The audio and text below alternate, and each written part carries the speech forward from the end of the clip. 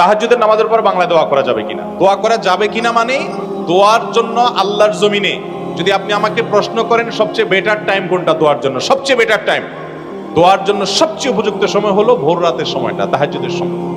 আপনি তাহাজ্জুদের পর যদি আল্লাহর কাছে একটু দোয়া করেন মন খুলে, চোখের পানি ফেলে, এই দোয়া কবুল হওয়ার সম্ভাবনা এত বেশি যে শুধু আমার নয়, অনেক উলামায়ে কেরামের সারা জীবনের অভিজ্ঞতার নির্যাস হলো দোয়ার মাধ্যমে, বিশেষ করে ভোর রাতের দোয়ার মাধ্যমে অসম্ভব সম্ভব হয়, অসাধ্য সাধন হয়। দেয়ালে পিঠ থেকে গেছে, আপনি সেটা থেকে ফিরে আসতে চাচ্ছেন, সেই জায়গা থেকে রিটার্ন করতে চাচ্ছেন।